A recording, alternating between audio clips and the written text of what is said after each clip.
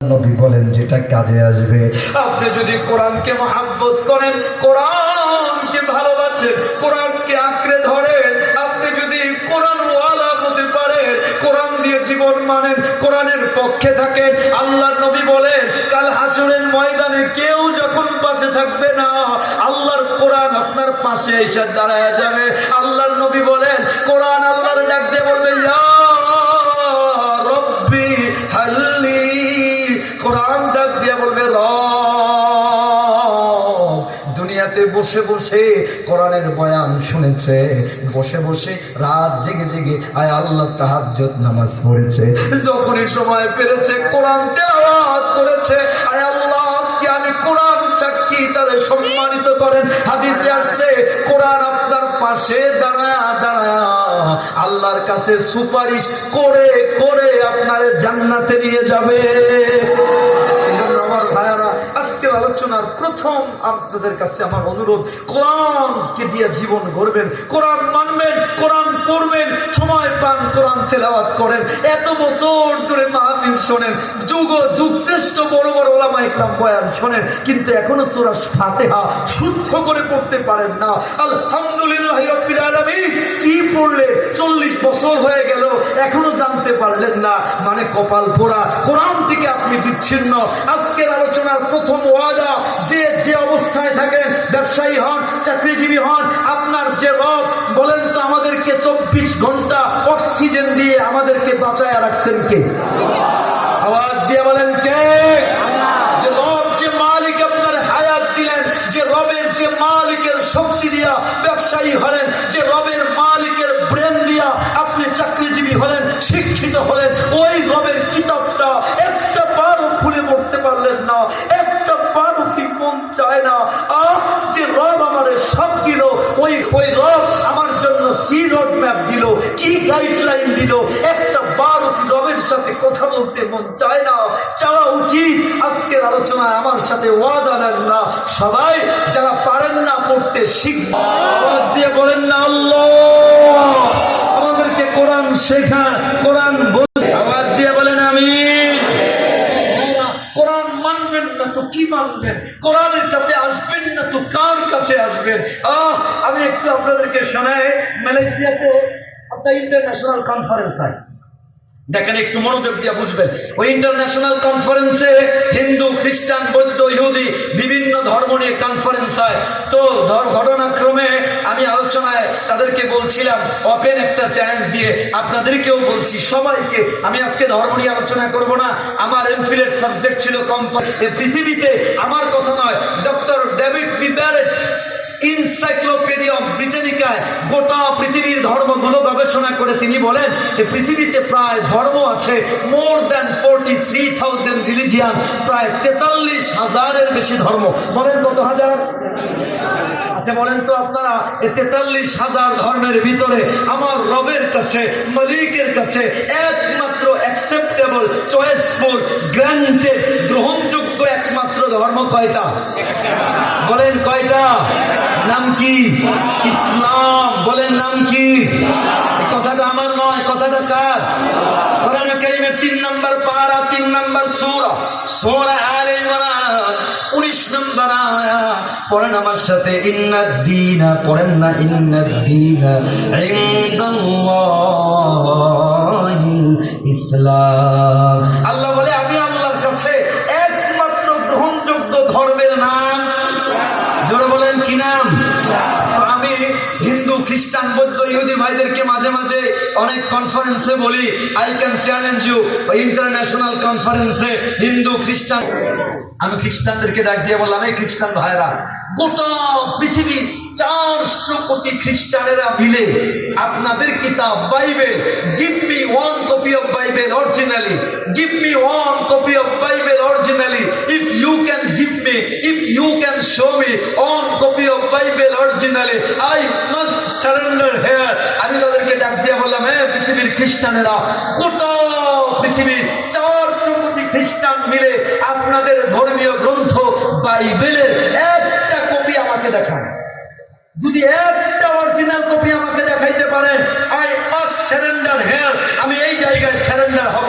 অবাক হয়ে যাবে, তাদের তাদের চোখ আর বড় নাই, চোখ নিচের দিকে নেমে গেছে। কেননা আমি জানি গোটা পৃথিবীর খ্রিস্টানরা মিলে তাদের কিতাবের একটা বাইবেলের কপি দেখাইতে পারবে।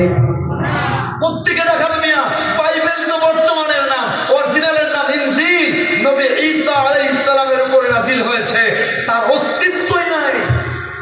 আমি ইহুদিদেরকে ডাক দিয়ে বললাম, এই ইহুদি ভাইরা, give me one copy of Talmud originally, if you can give me, if you can show me one copy of Talmud originally, I must surrender here. গোটা পৃথিবীর ইহুদিরা মিলে আপনাদের এক কপি তালমুদ যদি দিতে পারেন, এই জায়গায় সারেন্ডার হয়ে যাব। কসম আল্লাহর, পারবে না। আমি এবার তাদেরকে ডাক দিয়া বললাম, come to me, how much copies of the Quran do you want in the whole world? How much copies of the Quran in the whole world? এই পৃথিবীর ইহুদিরা ভাইরা, খ্রিস্টান ভাইরা, আমার কাছে আসো, কত কপি কোরআন চাও? গোটা পৃথিবীর যেই জায়গায় যাও, east two West, north two south, গোটা পৃথিবীর যেই জায়গায় যাব, একটা দুইটা নয়, কোটি কোটি কোরআন, একটা জবর জের নোক্তার পরিবর্তন হওয়া ছাড়া কোটি কোটি কোরআন আমি তোমাদেরকে দিতে পারবো। বোঝা গেল কোরআনের থেকে সত্য কোনো কিতাব হতে পারে না। কথা বলে না, ঠিক কিনা বলে?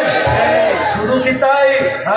আমি ডাক দিয়ে বললাম, কেন তুমি, I can give you live Quran, not only printed Quran, শুধু কাগজের কোরআন নয়, আমি তোমাদেরকে জীবন্ত কোরআন দিতে পারবো।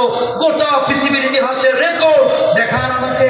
10 বছরের বাচ্চা, 11 বছরের বাচ্চা, 12 বছরের শিশু, যাদের সিনার ভিতরে আমার রব, আমার মালিক, একটা দুইটা নয়, 30 পারা কোরআন, 6236টা আয়াত, যাদের সিনার ভিতরে আল্লাহ হেফাজত করে দিয়েছে। এর থেকে বড় মিরাকেল, এর থেকে বড় আশ্চর্য আর কিছু হতে পারে না। অনেক সময় মাদ্রাসার ছাত্রদেরকে বলে, এরা ব্যাকডেটে, এরা মেধাবী না। আমি বলে, আমার কাছে আসো, দেখাও আমারে গোটা পৃথিবীতে জেনারেল বলেন, বাংলা বলেন, ম্যাথ বলেন, ইংলিশ বলেন, ফিজিক্স বলেন, কেমিস্ট্রি বলেন, বায়োলজি বলেন, গোটা বিশ্বের যেই কোনো ভাষার যত বড় পণ্ডিত আছে, ডাকেন আমার কাছে।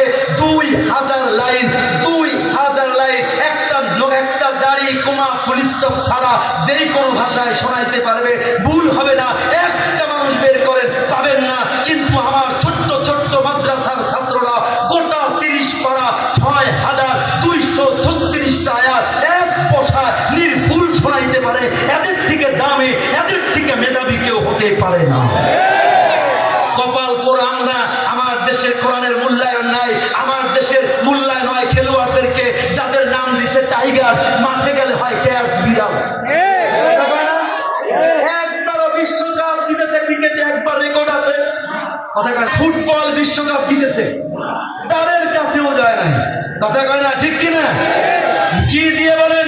বাংলাদেশে একটা দিয়ে শুধু গোটা বিশ্বের ভিতরে লাল সবুজের পতাকার নাম উত্তীর্ণ করেছে দুর্নীতি।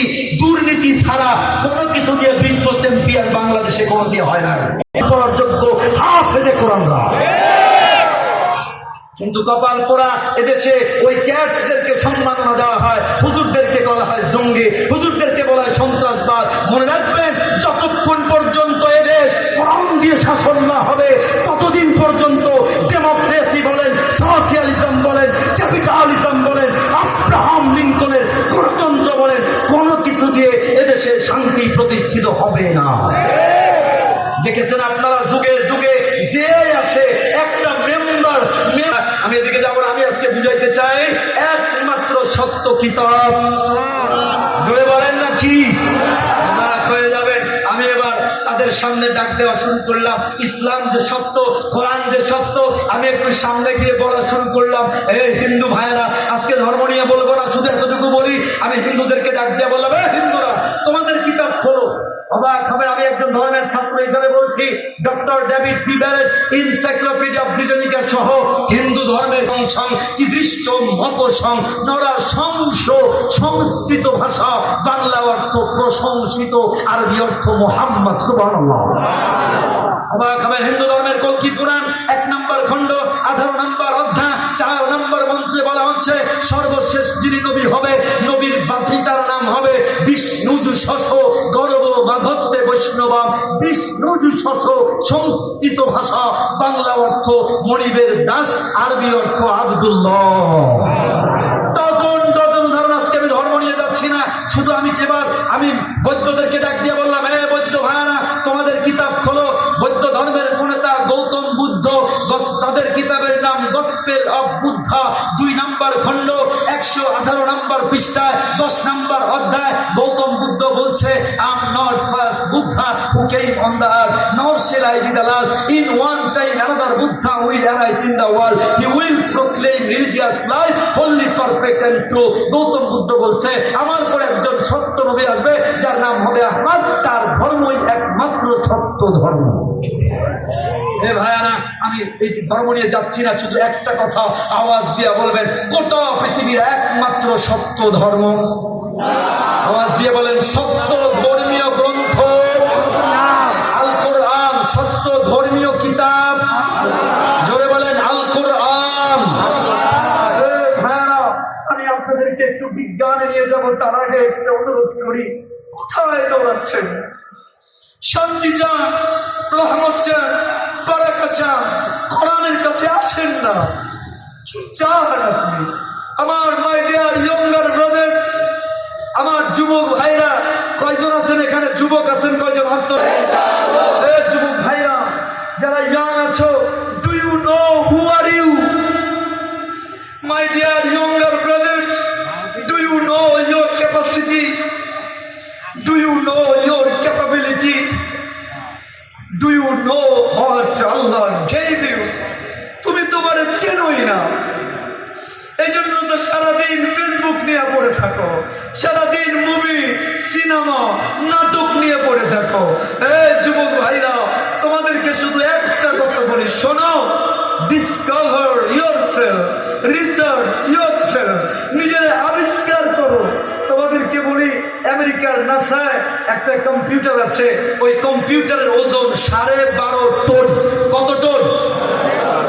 বিজ্ঞানীরা বলছে ওই 12.5 টন ওজনের কম্পিউটারের ক্যাপাসিটি হলো প্রতি সেকেন্ডে 500 ইনফরমেশন একসাথে নিতে পারে। বলেন কয়শো? আমাকে তোমাকে একটা কম্পিউটার আল্লাহ দিয়েছে, এই কম্পিউটারের ওজন 1 কেজিও না। বিজ্ঞানীরাই গবেষণা করে বলছে, তোমার আমার এই কম্পিউটারের ক্যাপাসিটি হলো প্রতি সেকেন্ডে আমার রব 5 লক্ষ ইনফরমেশন একসাথে নেওয়ার ক্ষমতা আল্লাহ দিয়ে দিয়েছে।